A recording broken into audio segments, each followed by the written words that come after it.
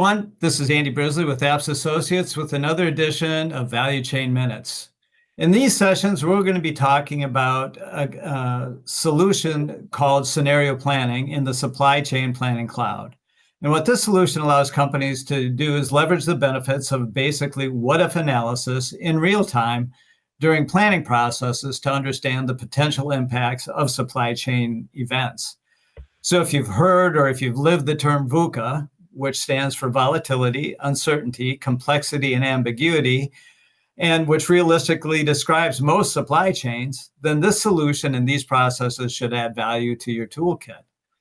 I have Shane Helleston with me today to dive deeper into the scenario planning topic. Shane, if you could give a brief introduction of yourself and your experiences, that'd be great.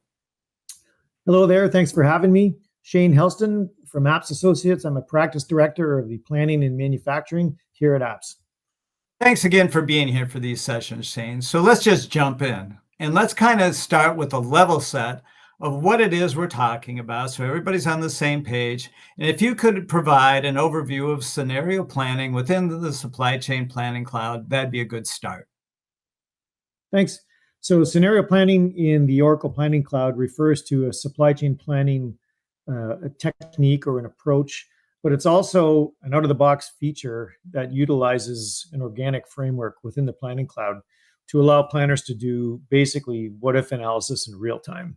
So you can take a copy of your baseline production plan that you're actively using to plan your manufacturing, plan materials, material movements across the supply chain, make various types of changes to it to support a what-if analysis, and then compare them in line against your baseline plan to understand the potential impacts of the change before you act on any of those changes.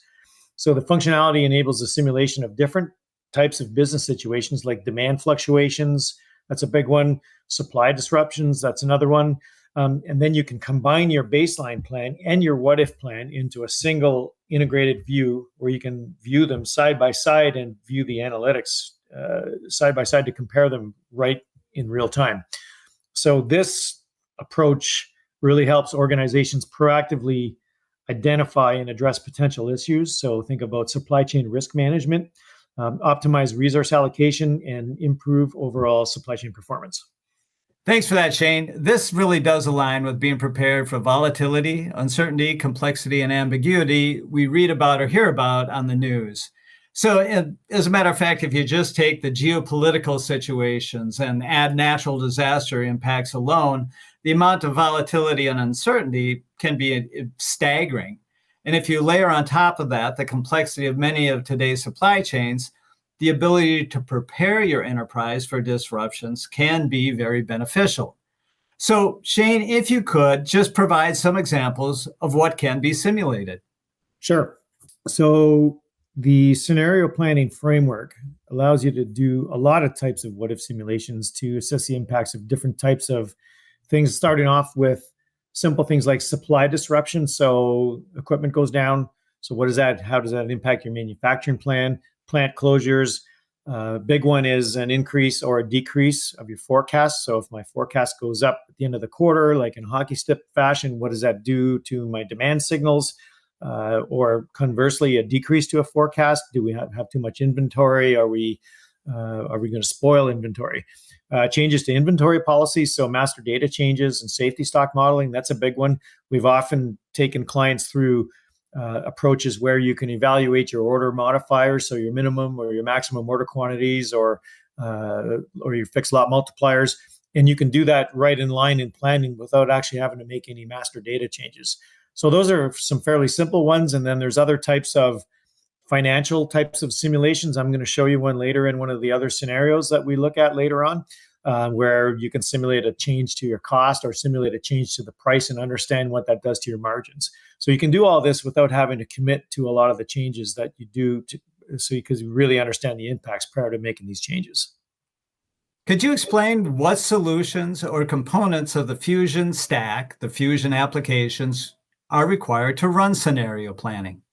Certainly. So at a minimum, you obviously need supply planning cloud, and that's running against an ERP solution. Typically, that would be Oracle Fusion ERP, but it could be another external system like JD Edwards or SAP for that matter. But within your within your modules, if you're making master data changes, you would want to have inventory, procurement, order management, manufacturing, production scheduling, and all that integration is already completed within the Oracle supply chain management framework.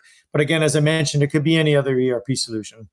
And also, if you're using other planning modules like Oracle Demand Management, Oracle Sales and Operations Planning, or Sales and Operations Replenishment Planning, you'd be able to take advantage of those pre-built integrations as well.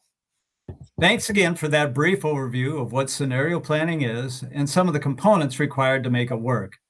So in future sessions, we'll be speaking about problem solved and value statements of using scenario planning, what the process may look like, and some of the lessons we've learned as we've guided companies through the processes.